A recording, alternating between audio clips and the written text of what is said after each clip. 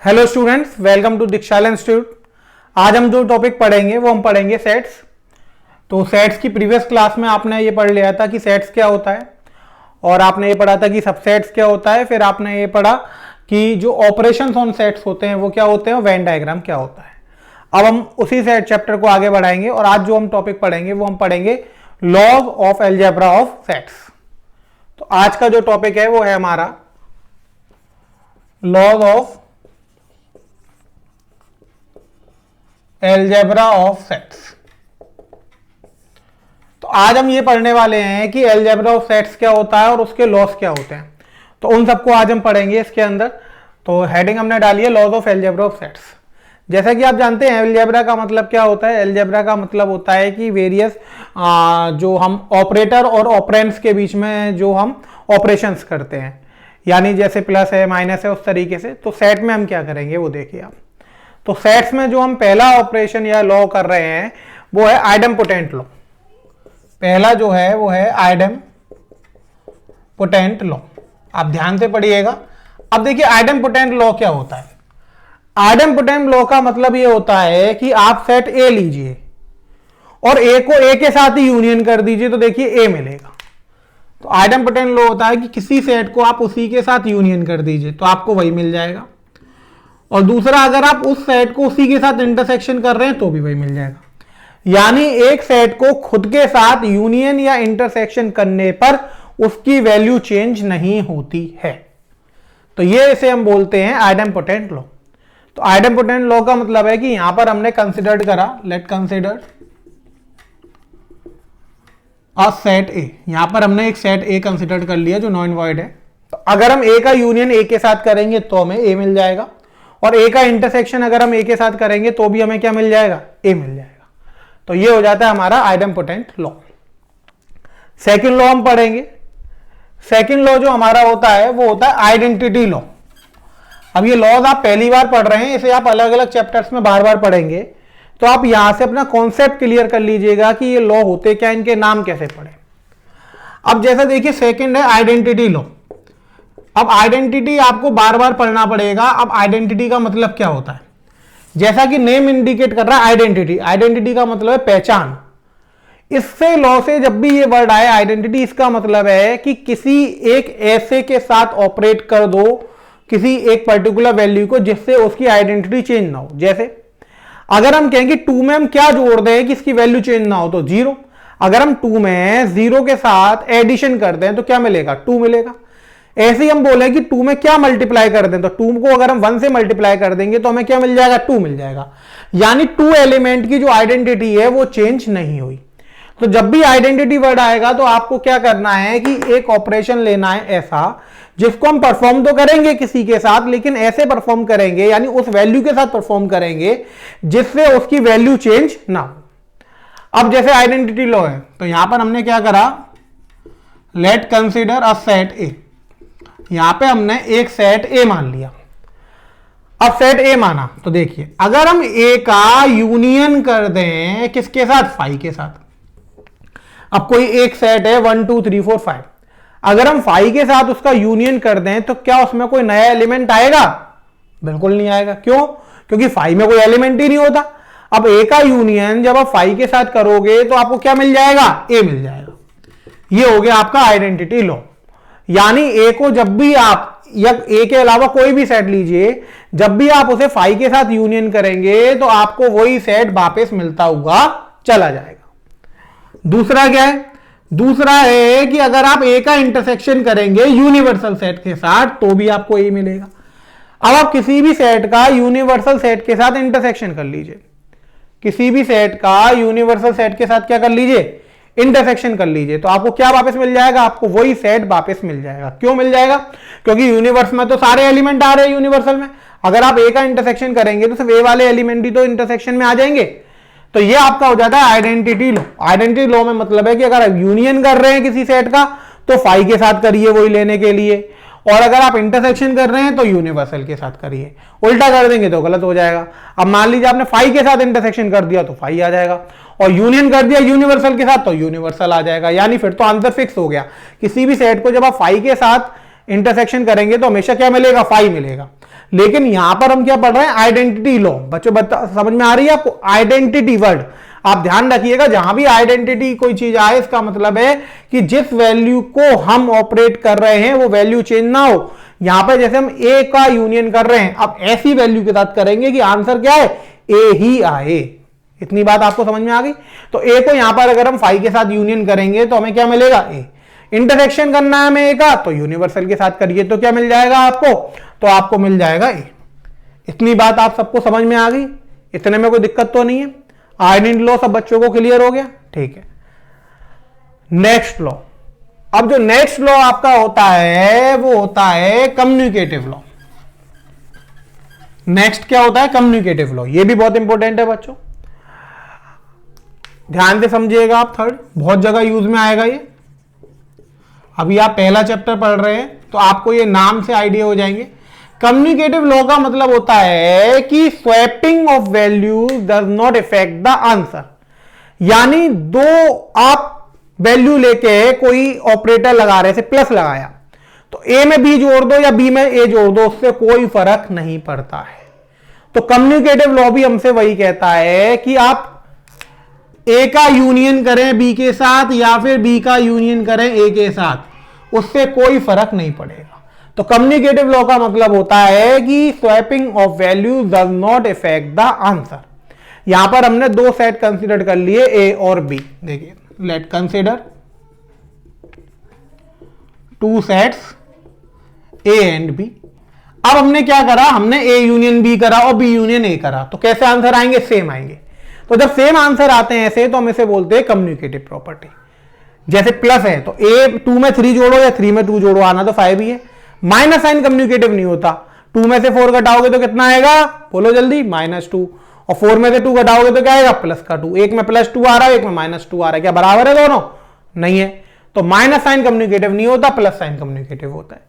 इसी तरीके से सेट में यूनियन कैसा होता है, कम्युनिकेटिव होता है, और इंटरसेक्शन भी कैसा होता है, कम्युनिकेटिव होता है। यानी आप ए यूनियन बी करें या फिर बी यूनियन ए करें, आंसर सेम आएगा। इसी तरीके से आप ए इंटरसेक्शन बी करें या फिर बी इंटरसेक्शन ए करें, आंसर कैसा आएगा, सेम आएगा। तो इस तरीके की प्रॉपर्टीज को हम क्या बोलते हैं, इस तरीके के लॉ को हम बोलते हैं कम्युनिकेटिव लॉ। यानी swapping of values does not effect the answer. आप ए को बी के साथ कर लें या बी को ए के साथ कर लें, उससे कोई फर्क नहीं पड़ने वाला है। ये बात आप सबको समझ में आ गई। अगले लॉ की तरफ चलते हैं। अगला लॉ जो है वो है एसोसिएटिव लॉ। ये भी बहुत इंपॉर्टेंट है बच्चों। ये सारे लॉज आप नाम से याद रखिएगा, क्योंकि अलग अलग चैप्टर्स में ये लॉज आएंगे, सिर्फ साइन बदलेगा। जैसे प्लस में आ गया तो a + b = b + a हो जाएगा। यहां पे यूनियन और इंटरसेक्शन चल रहा है, बाकी कोई भी चेंज नहीं आएगा, ठीक है। तो अगला जो लॉ है आपका, लॉ नंबर 4, वो है एसोसिएटिव लॉ। अब देखिए एसोसिएटिव लॉ क्या होता है। यहां पे हमने क्या करा, late consider 3 sets A, B and C। हमने 3 सेट मान लिए A, B, C। अब एसोसिएटिव लॉ ये कहता है हमसे कि आप A यूनियन B कर दीजिए पहले, फिर उसमें C का यूनियन कर दीजिए, या फिर पहले आप B यूनियन C कर दीजिए, फिर उसमें A का यूनियन कर दीजिए, आंसर सेम। इसी तरीके से आप इंटरसेक्शन में लीजिए, आप A इंटरसेक्शन B करिए, फिर इंटरसेक्शन C करिए, या फिर आप B इंटरसेक्शन C करिए, फिर उसमें A के साथ इंटरसेक्शन करिए, आंसर जो आएगा वो कैसा आएगा, वो सेम आएगा। इतनी बात आप सबको समझ में आ गई। एसोसिएटिव लॉ हमसे क्या कहता है कि हमने 30 सेट्स कंसिडर करे, 3 सेट A, B, C। तो एसोसिएटिव का मतलब होता है कि तीनों में आप ऑपरेट करें, लेकिन sequence of set does not change. Sequence change नहीं होना चाहिए, पहले A फिर B फिर C, इधर भी A, B एंड C। अब होगा क्या चेंज, तो होगा ये कि पहले हम यहां पर A और B को सॉल्व करेंगे, फिर जो आंसर आएगा उसको C के साथ लिखेंगे। यहां पे पहले B और C को चेंज करेंगे, फिर A को करेंगे। यानी सीक्वेंस चेंज नहीं होगा, लेकिन ऑर्डर ऑफ सॉल्यूशन चेंज हो जाएगा। पहले इसमें A और B होगा, फिर आंसर को C के साथ यूनियन करेंगे। यहां पे पहले B यूनियन C करेंगे, आंसर को A के साथ यूनियन करेंगे। सेम इंटरसेक्शन में हो जाएगा, पहले A इंटरसेक्शन B करेंगे, जो आंसर आएगा उसको C के साथ इंटरसेक्ट करेंगे। यहां पे B इंटरसेक्शन C करेंगे, जो आंसर आएगा उसको A के साथ इंटरसेक्शन करेंगे। इतनी बात आप सबको समझ में आ गई। ये आपके पास होता है एसोसिएटिव लॉ। तो एसोसिएटिव लॉ का मतलब क्या होता है कि जो सीक्वेंस है वो चेंज नहीं होना चाहिए, सॉल्यूशन का ऑर्डर अगर हम बदलते हैं तो उससे आंसर कैसा आएगा, सेम आएगा। तो जब जब ऐसा होता है हम उसे बोलते हैं कि वहां पर एसोसिएटिव प्रॉपर्टी होल्ड हो रही है। तो अगर आप सेट के केस में देखेंगे तो यूनियन और इंटरसेक्शन दोनों कैसे होते हैं, एसोसिएटिव होते हैं, यानी LHS इक्वल टू RHS आएगा इन दोनों ही केसेस में। इतनी बात आप सबको समझ में आ गई। तो आप पहले किसका यूनियन कर रहे हैं उससे कोई फर्क पड़ने वाला नहीं है, ठीक है। अगली प्रॉपर्टी देखिए, अगला जो लॉ हमारे पास जाता है वो जाता है डिस्ट्रीब्यूटिव लॉ। अगला लॉ क्या जाता है, अगला लॉ हमारे पास जो होता है वो होता है डिस्ट्रीब्यूटिव लॉ। तो ये लॉ नंबर 5 है आपका, 5th लॉ है डिस्ट्रीब्यूटिव लॉ। अब डिस्ट्रीब्यूटिव लॉ क्या कहता है, डिस्ट्रीब्यूटिव लॉ ये कहता है कि जो यूनियन होता है वो डिस्ट्रीब्यूटिव होता है इंटरसेक्शन पर, और इंटरसेक्शन जो होता है वो डिस्ट्रीब्यूटिव होता है यूनियन पर। अब डिस्ट्रीब्यूटिव कैसे होता है वो समझिए आप। यहां पर हमने कर लिया, late consider 3 sets A, B and C। यहां पर भी हमने 3 सेट्स माने A, B और C। अब डिस्ट्रीब्यूटिव कैसे होता है देखिए, A union B intersection C जो है बराबर होता है A union B intersection A union C के। अब जो यूनियन है यहां पर वो इंटरसेक्शन पर डिस्ट्रीब्यूटिव हो गया। कैसे हो गया कि अभी आप देखेंगे कि यहां पर B इंटरसेक्शन C हो रहा था, यूनियन बाद में हो रहा था, अब डिस्ट्रीब्यूटिव हो गया। तो U यूनियन जो है वो एक बार A के साथ B के साथ चला गया और एक बार A के साथ मिलकर C के साथ चला गया, और इंटरसेक्शन कहां गया, बाहर आ गया। तो इन दोनों का जो आंसर आएगा LHS इक्वल टू RHS आएगा हमेशा। अब जैसे यूनियन डिस्ट्रीब्यूटिव होता है उसी तरीके से इंटरसेक्शन भी यूनियन पर डिस्ट्रीब्यूटिव होता है, यानी A intersection B union A intersection C, ये भी हमेशा कैसा आता है, सेम आता है। अब आप पता कैसे लगाएंगे कि ये सेम आ रहा है या नहीं आ रहा है, तो उसको आप देखिए, मैं एक प्रूफ करके दिखाता हूं आपको, जिससे आपको आइडिया लगेगा कि हम इसे प्रूफ कैसे करते हैं, ठीक है। तो मैं ऊपर वाला प्रूफ कर रहा हूं, तो मैं नीचे वाला रफ कर दे रहा हूं, आपको आइडिया लग जाएगा कि इस टाइप के क्वेश्चन एक तो आप वेन डायग्राम से प्रूफ कर सकते हैं, वो तो सबसे इजी मेथड है ही है कि आप वेन डायग्राम बनाइए और वेन डायग्राम से क्या करिए, प्रूफ कर दीजिए। अब वेन डायग्राम से देखिए प्रूफ करना कितना आसान है कि हमने क्या करा, ABC 3 बना लिए। अब आप देखिएगा, ये जैसे मैंने A बनाया, ये B बनाया और ये मैंने C बनाया। अब पहले मैं LHS के लिए वेन डायग्राम बना रहा हूं, तो सबसे पहले हमने B इंटरसेक्शन C करा। तो B इंटरसेक्शन मतलब B A और A C A, तो इनका कॉमन वाला एलिमेंट ले लेंगे तो B इंटरसेक्शन C हो गया। अब वो कह रहा है इसका A के साथ यूनियन कर दो। A के साथ यूनियन का मतलब है कि इसमें A के सारे एलिमेंट्स को और जोड़ दो। तो A वाला ये वाला सर्किल है, इसके सारे एलिमेंट जोड़ देंगे हम, तो ये वाला पोर्शन आ जाएगा। यानी जितना जो शेडेड पोर्शन है ये सब किसके अंदर आ जाएगा, ये सब LHS का पोर्शन हो जाएगा। अब हम RHS के लिए एक वेन डायग्राम बनाते हैं। RHS के लिए जब हम वेन डायग्राम बनाएंगे तो हमने ऐसी A मान लिया, ऐसे ये B मान लिया हमने, और ये हमने C मान लिया। अब RHS के लिए जब हम वेन डायग्राम बनाएंगे तो देखिए हमें क्या करना है, सबसे पहले हमें A यूनियन B करना है। अब A यूनियन B करेंगे, इसका मतलब A और B के सारे एलिमेंट्स, तो ये आ जाएगा। अब हमें क्या करना था, A यूनियन C करना था, इसका मतलब A और C के सारे एलिमेंट्स, तो ये आ जाएगा, इतना वाला पोर्शन आ जाएगा। अब हमें इन दोनों का इंटरसेक्शन लेना था, यानी इंटरसेक्शन लेना था तो वो पोर्शन ले लो जिसमें दोनों आ रहे हैं, यानी डबल शेडेड वाला पोर्शन। तो देखिए जैसे मैं डार्क कर रहा हूं वो पोर्शन यहां पे कंसिडर्ड हो जाएगा। देखिए दोबारा ये सब डबल शेडेड है, और ये अब यहां से आप देखेंगे कि जो डबल शेडेड पोर्शन है वो यही तो है, यानी ये दोनों आपस में इक्वल आ गए। तो वेन डायग्राम से हमने प्रूफ कर दिया कि ये दोनों कैसे होते हैं, इक्वल होते हैं। अब मान लीजिए कि आप कह रहे हैं कि हमें वेन डायग्राम से नहीं करना है, एलजेब्रिकली करना है, कोई बात नहीं है। एलजेब्रिकली देखिए आप कि अगर हमें यही एलजेब्रिकली प्रूफ करने के लिए आ जाए तो आप एलजेब्रिकली कैसे इसे प्रूफ करेंगे वो देखिए। अब मान लीजिए कि हमारे पास ये दिया है, अब हमने क्या करा, LHS लेके चले। अब हमें जब भी दो सेट्स इक्वल करने पड़ते हैं तो हमें ये दिखाना पड़ेगा कि ए के सारे एलिमेंट्स बी में आ रहे हैं और बी के सारे एलिमेंट्स किस में आ रहे हैं, ए में आ रहे हैं। तभी तो हमने पढ़ा था इक्वल सेट्स, हमने पढ़ा था कि दो सेट इक्वल कब होते हैं, दो सेट इक्वल तब होते हैं जब उन दोनों में कार्डिनल नंबर सेम होता है और ए के सारे एलिमेंट बी में होते हैं, यानी उन दोनों के सारे एलिमेंट कॉमन होते हैं। तो जब भी दो सेट्स को हमें इक्वल करना पड़ेगा, जैसे हमें a equals to B proof करना है, तो हम यहाँ पे क्या करते हैं, या फिर x equals to Y proof करना है, तो हम प्रूफ कर देते हैं कि जो x है वो सबसेट है y का और y सबसेट है x का, यानी x के सारे एलिमेंट y में आ रहे हैं, y के सारे एलिमेंट x में आ रहे हैं। तो ये हमें दे देता है कि x किसके बराबर हो गया, y के बराबर। अब देखिए यहां पर हम सॉल्यूशन लेते हैं, तो हम ये मान के चलते हैं कि x एक कोई एलिमेंट है जो a union b intersection c में आ रहा है, ठीक है। अब a union b intersection a में आ रहा है, इसका मतलब x a में भी आ सकता है और x b इंटरसेक्शन c में भी आ सकता है, किसी में भी आ सकता है, क्योंकि यूनियन का मतलब क्या, या तो a में आए या b में आए या दोनों में आए। तो अब या तो हो सकता है सिर्फ x इसमें आ रहा हो या इसमें आ रहा हो। अब x अगर b इंटरसेक्शन c में आ रहा होगा, इसका मतलब x b में भी आ रहा होगा और x c में भी आ रहा होगा। ये ध्यान रखिएगा, यूनियन को हम रिप्रेजेंट करते हैं और इंटरसेक्शन को हम रिप्रेजेंट करते हैं एंड से। अब इसका मतलब ये हुआ कि x b में भी आ रहा होगा और x किस में आ रहा होगा, c में भी आ रहा होगा।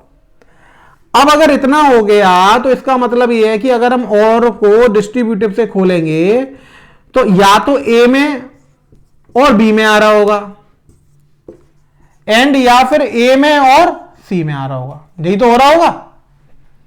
अब ऐसा हो गया, इसका मतलब है कि x बिलोंग कर रहा होगा a यूनियन b से, एंड का मतलब यहां पे आ जाएगा x बिलोंग कर रहा होगा a यूनियन c से। एंड को हटाएंगे, इसका मतलब x बिलोंग करेगा या तो a यूनियन b से एंड a यूनियन c से।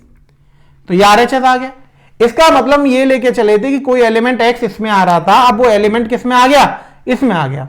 इसका मतलब ये हो गया कि a union b intersection c जो है वो सबसेट हो गया a union b intersection a union c का। कितनी बात आपको समझ में आ गई। हम ये मान के चल रहे थे कि x कोई एलिमेंट है जो LHS में आ रहा था, अब x RHS में भी आ रहा है, यानी LHS में सारे एलिमेंट RHS में आ रहे हैं। तो LHS जो है वाला सेट वो RHS का क्या हो गया, सबसेट हो गया। अब इसी को आपको उल्टा प्रूफ करना है, इसको आप इक्वेशन 1 मान के नोट कर लीजिएगा अपने पास। अब इसी को हमें क्या प्रूफ करना है, उल्टा प्रूफ करना है। अब हम क्या करेंगे, हम मान लेंगे कि कोई y एलिमेंट है जो b वाले में आ रहा था। अब हम मान लेंगे कि y एलिमेंट जो है वो RHS में आ रहा था, क्योंकि अब हमें y सबसेट ऑफ x भी तो प्रूफ करना है। तो हमने मान लिया कि y बिलोंग कर रहा है a union b intersection a union c से। अब इंटरसेक्शन लग रहा है, इसका मतलब है कि y a यूनियन b में भी आ रहा होगा and y a intersection union c में भी आ रहा होगा। अब a यूनियन b में आ रहा है, इसका मतलब y a में होगा या फिर y b में होगा। यहां पे एंड लगा दो, इसका मतलब y a में होगा या फिर y c में होगा। अब वही डिस्ट्रीब्यूटिव प्रॉपर्टी लगा देंगे, इसका मतलब है कि y या तो a में होगा एंड हम लिख सकते हैं, या फिर सॉरी और आ जाएगा यहां पर कि y b में होगा एंड y c में होगा। इसका मतलब y a में बिलोंग कर रहा होगा या फिर y b इंटरसेक्शन c में।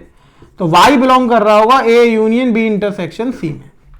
तो यहां से हम लेके चले थे कि y इसमें आ रहा है और हम ले आए कि y LHS में आ रहा है। तो हम यहां से लिख सकते हैं कि y बिलोंग कर रहा होगा, इसमें हो रहा था इसमें आ गया, इसका मतलब a union b intersection a union c subset हो गया a union b intersection c का। ये सेकंड इक्वेशन। तो फ्रॉम इक्वेशन 1 एंड 2 हम लिख सकते हैं कि a union b intersection c जो है वो बराबर हो गया a union b intersection a union c के। अब आप देखेंगे कि एल्जेब्रिकली बहुत ही लेंथी कॉन्सेप्ट है ये, इसलिए मैं आपसे कह रहा था कि जब भी आपके पास सेट का क्वेश्चन आएगा और कोई आइडेंटिटी आपको प्रूफ करनी है तो आप उसे वेन डायग्राम से करिएगा। तो वेन डायग्राम से बहुत ही टाइम सेविंग होता है, एग्जैक्ट आंसर आता है, बहुत ही जल्दी आंसर आ जाता है। यहां पर ये बहुत लंबे प्रोसेस चलता है कैलकुलेटिव, हालांकि बहुत इजी है, इसमें कुछ करना नहीं है। आपको यूनियन को और से करना है, इंटरसेक्शन को एंड से रिप्रेजेंट करना है, बाकी सिंपल अलजेब्रा है, आप इजीली कैलकुलेट कर सकते हैं। वहां पे ऐसा कुछ भी नया नहीं है इसमें। लेकिन अगर आप वेन डायग्राम जानते हो, वेन डायग्राम से अगर आप कर रहे हैं तो आप देखेंगे कि इससे करीबन 1/4 टाइम लगता है, इजीली आंसर आ जाता है और हमें इतना लिखना भी नहीं पड़ता है। इतनी बात आप सबको समझ में आ गई। तो मेरी राय तो यही है कि आप इन क्वेश्चंस को वेन डायग्राम से अटेम्प्ट करिएगा तो आपको ज्यादा इजी पड़ेंगे। तो अब ये हमने पढ़ लिया आपका डिस्ट्रीब्यूटिव लॉ। अब नेक्स्ट लॉ हम पढ़ते हैं सेट्स का, लॉ नंबर 6। लॉ नंबर 6 है आपका डिमॉर्गन्स लॉ। लॉ नंबर जो 6 है आपका वो है डिमॉर्गन्स लॉ। बहुत ही इंपॉर्टेंट लॉ है। अब देखिए क्या होता है डिमॉर्गन्स लॉ। तो लॉ नंबर 6 है आपका डिमॉर्गन्स लॉ। अब देखिए डिमॉर्गन्स लॉ क्या होता है। तो यहां पर हमने लिखा let consider two sets A and B. हमने दो सेट्स मान लिए ए और बी। अब डिमॉर्गन्स लॉ करना है। इसका मतलब है कि ए यूनियन बी का अगर आप कॉम्प्लीमेंट करेंगे तो ये आ जाएगा A complement intersection B complement. यानी जब आप ए यूनियन बी का कॉम्प्लीमेंट करेंगे तो कॉम्प्लीमेंट अंदर जाएगा, तो ए का कॉम्प्लीमेंट हो जाएगा ए कॉम्प्लीमेंट। यूनियन का कॉम्प्लीमेंट होता है इंटरसेक्शन और इंटरसेक्शन का कॉम्प्लीमेंट होता है यूनियन। उल्टा होता है। यूनियन का कॉम्प्लीमेंट क्या होता है? इंटरसेक्शन, इंटरसेक्शन का यूनियन, और बी का आ गया बी डैश। इसी तरीके से आप अगर यहां पर ए इंटरसेक्शन बी का कॉम्प्लीमेंट करेंगे तो वो आ जाएगा ए डैश यूनियन बी डैश। यानी ए का कॉम्प्लीमेंट हो गया ए डैश, इंटरसेक्शन का कॉम्प्लीमेंट हो गया यूनियन, और बी का कॉम्प्लीमेंट क्या हो गया? B dash. इतनी बात आप सबको समझ में आ गई। ये जो लॉ है वो आपका हो गया डिमॉर्गन्स लॉ। तो ये सारे हमने लॉ पढ़ लिए जो सेट से रिलेटेड होते हैं। ठीक है, अब लॉ आपने पढ़ लिए, ऑपरेशंस आपने पढ़ लिए। अब आता है एप्लीकेशन, कि एप्लीकेशन क्या है, इसका यूज कहां होगा। तो इसका यूज होगा आपको वर्ड प्रॉब्लम्स में या फिर इसके ऊपर जो क्वेश्चन अराइज होते हैं उसमें। तो जो बेसिकली वर्ड प्रॉब्लम सेट में पूछी जाती हैं वो पूछी जाती हैं आपके नंबर ऑफ एलिमेंट्स को लेकर, कि हम नंबर ऑफ एलिमेंट्स कैसे निकालेंगे। यानी जैसे ए यूनियन बी है तो हमें दे दिया जाएगा कि ए में इतने एलिमेंट है, बी में इतने हैं, इनके कॉमन में इतने हैं, तो आप बताइए ए यूनियन बी में कैसे निकालेंगे। ऐसे 3 सेट्स में दे दिया जाएगा। तो वहां पर आपको वेन डायग्राम का यूज करके फॉर्मूले जनरेट करने होते हैं। तो कुछ फॉर्मूलेज हम यहाँ पे डिस्कस कर रहे हैं कैसे जनरेट होते हैं, तो उन्हें आप देखिएगा ध्यान से।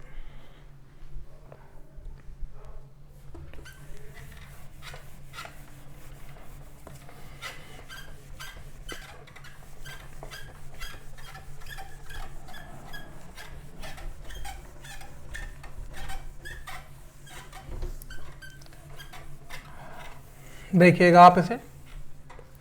अब जो हम पढ़ने जा रहे हैं वो हम पढ़ने जा रहे हैं सम इंपॉर्टेंट रिजल्ट्स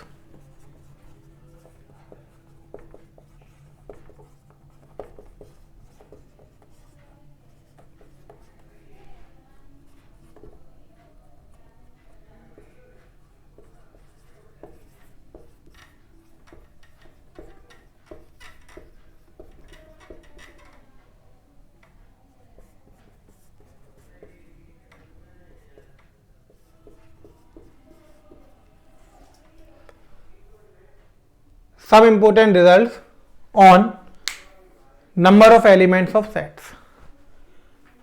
अब some important results है, कुछ number of elements हम कैसे निकालेंगे। जैसे हमारे पास आया कि number of element in A union B पहला। अब हमें A union B तो हमने पढ़ लिया क्या होता है। अब A union B में अगर हमें number of elements निकालने पड़े तो हम कैसे निकालेंगे। ठीक है, तो वो देखिए। अब वेन डायग्राम से आप इसको बनाना सीखिए कि वेन डायग्राम से फॉर्मूले कैसे बनाते हैं। जैसे ये ए है और ये बी है, तो अब हम क्या करेंगे कि number of element in A union B निकालना, यानी इतने वाले पोर्शन में जितने भी एलिमेंट आएंगे वो सब लेने हमें। तो अगर हम फॉर्मूला जनरेट करेंगे तो हम इसे लिखेंगे नंबर ऑफ एलिमेंट इन ए। सबसे पहले ए में जितने एलिमेंट आ रहे थे हमने जोड़ दिया, हमने शेडेड कर दिया। फिर हमने लिखा plus number of element in B. B में जितने एलिमेंट आ रहे थे हमने वो लिख दिए। अब यहां पर हमने देखा कि इतना वाला पोर्शन 2 बार शेड हो गया, यानी जो कॉमन एलिमेंट थे ए और बी में वो कितनी बार ऐड हो गए? 2 बार ऐड हो गए। एक बार तो जब हमने number of element in A लिए तब, और एक बार जब number of element in B लिए तब। लेकिन सेट में तो रिपीटेशन नॉट अलाउड होता है। अगर हम ए यूनियन बी लिखेंगे तो उसमें जो कॉमन वाले एलिमेंट है उनको कितनी बार लिखेंगे? 1 बार। और यहां पे वो कितनी बार आ गए? 2 बार। चाहिए कितने थे? 1 बार। तो 1 बार हम यहां पे माइनस कर देते हैं, minus number of element in A intersection B. तो 2 में से एक ही शेड रह जाएगा, एक शेड हो जाएगा, ए यूनियन बी आ गया। तो ये आपके पास फॉर्मूला बन गया कि number of element in A union B अगर आपको निकालना है तो आप कैसे निकालेंगे, number of element in A plus number of element in B minus number of element in A intersection B. आप चाहें तो इसे फॉर्मूले की तरह भी लर्न कर सकते हैं। अगला देखिए, अगला आया number of element in A union B. अब हमने माना यहां पर कि if A and B are disjoint set. अब यहां पर हमने मान लिया कि ए और बी डिसजॉइंट है, उनमें कोई एलिमेंट कॉमन नहीं है, कोई बात नहीं, ए और बी है। अब कोई एलिमेंट कॉमन नहीं है, इसका मतलब आप यहां पे लिख देंगे नंबर ऑफ एलिमेंट इन ए। एक बार तो ए वाले आपने जोड़ दिए और फिर आप कौन से वाले जोड़ देंगे, number of element in B. अब सारे एलिमेंट एक एक बार ही आए थे, कोई एलिमेंट दो बार तो आया नहीं, यानी हटाने की जरूरत तो किसी को है नहीं। तो अगर ए और बी डिसजॉइंट सेट हैं तो number of element in A union B क्या हो जाएगा, number of element in A plus number of element in B. और अगर जॉइंट है यानी उनमें कुछ कॉमन आ रहा है तो वो हो जाएगा number of element in A plus number of element in B minus number of element in A intersection B. इतनी बात आपको समझ में आ गई। थर्ड देखिए, अब मान लीजिए number of element in A minus B आपको निकालना है। अब ए माइनस बी जब आपको निकालना है तो आप ए माइनस बी का मतलब क्या हुआ कि ए में से वो एलिमेंट हटा दीजिए जो बी में आ रहे हैं, यही तो हो गया। अब आप वेन डायग्राम से देखिए कैसे बनाएंगे यू। अब आपने यहां पर लिख लिया ए और ये लिख लिया आपने बी। अब यानी ए में से आपको वो एलिमेंट हटाने हैं जो बी में आ रहे हैं, तो ए माइनस बी वाला पोर्शन इतना ही तो आएगा। इसका कहने का मतलब हुआ कि पूरे ए में जितने एलिमेंट है उसमें से ये कॉमन वाले एलिमेंट हटा दीजिए, यही तो आया यहां से निकल कर। तो इसका फॉर्मूला हो जाएगा number of element in A minus number of element in A intersection B. बताइए आप, यही तो आ गया कि number of element in A minus number of element in A intersection B. इस पूरे ए में जितने एलिमेंट है उसमें से इंटरसेक्शन वाला पोर्शन हटा दीजिए। आप इसको ऐसा भी कर सकते हैं कि ए यूनियन बी में अगर आपको पता हो कि नंबर ऑफ एलिमेंट कितने हैं तो उसमें से number of element in B घटा दीजिए, तो भी बात बराबर आएगी कि ये पूरा ए यूनियन बी हो जाएगा, उसमें से बी वाले सारे घटा दिए तो कौन सा वाला बच जाएगा, ए माइनस बी वाला बच जाएगा। तो आप ऐसा भी कर सकते हैं कि ए यूनियन बी में से number of element in B वाले घटा दें। तो ये सारे आपके जो तरीके फॉर्मूले बनाने के, तो फॉर्मूले यहां पर बनकर तैयार हो गए। अब आपके पास क्वेश्चन आएगा तो आप उसे इजीली सॉल्व कर सकते हैं। अब एक एग्जांपल मानिए आप, जैसे आपने माना है यहां पर कि number of element in A जो है 50, number of element in B 40 और number of element in A intersection B 20। अब उसने कहा find number of element in A union B. अब आपके फॉर्मूला याद होना चाहिए, तो number of element in A union B आ जाता है number of element in A plus number of element in B minus number of element in A intersection B. तो 50 प्लस 40 माइनस 20, 90 माइनस 20 कितना हो गया, 70। ये आपका आंसर हो गया। इतनी बात आप सबको समझ में आ गई, इतने में कोई दिक्कत तो नहीं है। यानी जब आपके पास वर्ड प्रॉब्लम्स आएंगी तो आपको क्या करना पड़ेगा, उससे पहले फॉर्मूला बनाना पड़ेगा। एक तरीका तो ये है कि ये मैंने आपको फॉर्मूला लिखवा दिया, आप इतने तो याद कर सकते हैं। मान लीजिए कि इससे अलग कुछ पूछा जा रहा है तो आप कैसे करेंगे, आप फॉर्मूले ड्राइव करेंगे। तो मैंने आपको 2 वाले तो लिखवा दिए, अब मैं आपको 3 वाले बताता हूं। अब मान लीजिए कि 2 की जगह 3 सेट्स आ गए तो उसमें कैसे फॉर्मूले बनते हैं, हम उन्हें कैसे सॉल्व करते हैं, वो सारी चीजें मैं अब आपको बताता हूं। अब जरूरी तो नहीं है कि हर बार जो क्वेश्चन आए वो 2 सेट्स को लेकर ही आए। अगर 3 सेट्स को लेकर आ रहा है तो कैसे करेंगे, ठीक है। अब आप देखिए, अब मान लीजिए उसने फॉर्मूला बताया number of element in A union B union C.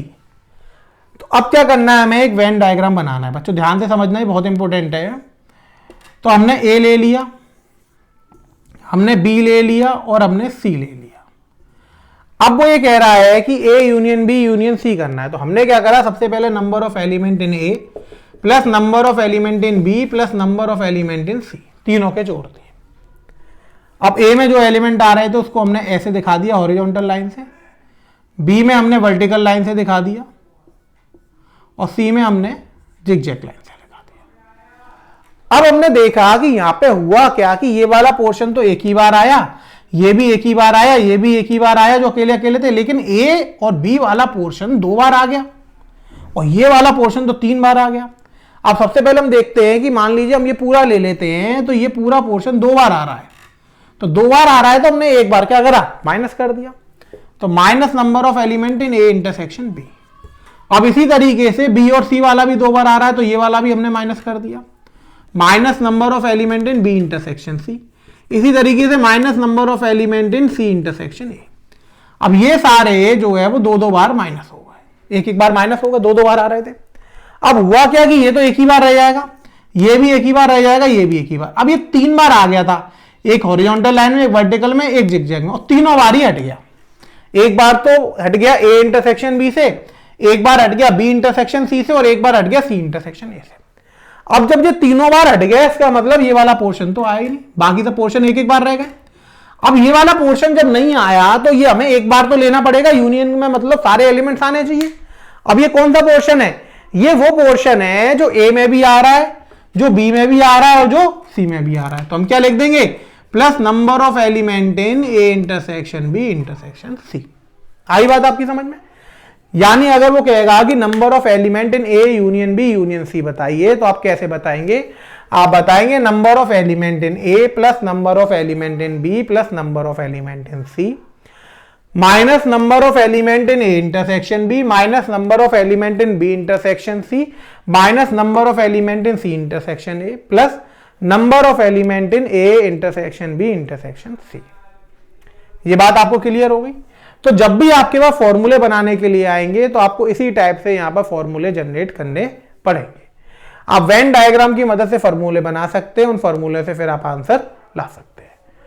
तो इस टाइप से फॉर्मूले बनेंगे, मैंने आपको बता दिया कैसे फॉर्मूले बनते हैं। तो आज की क्लास हम यहीं पे खत्म करते हैं। तो जो सेट्स के जो आपके टॉपिक्स हैं वो सारे क्लियर हो गए, कवर हो गए सारे, जितना भी सेट्स आपके कोर्स में था वो मैंने सारा पढ़ा दिया है। बोर्ड प्लस कंपटीशन का इतना ही आपको पढ़ना है, सारी चीजें मैंने आपको पढ़ा दी, उनके ऑपरेशन, उनके लॉज, यूज, एप्लीकेशन, XYZ जितना भी सेट में था मैंने आपको सब पढ़ा दिया है। आप वीडियोस में मैंने जितना पढ़ाया है आप उन क्लासेस को देखिए, उन्हें पूरा पढ़िए, उन्हें कॉपी में लिखिए और उन्हें एक बार रिवाइज करिए। उसके बाद जब आप क्वेश्चंस करेंगे तो आपको कहीं भी कोई प्रॉब्लम नहीं आएगी। ठीक है, थैंक यू स्टूडेंट्स।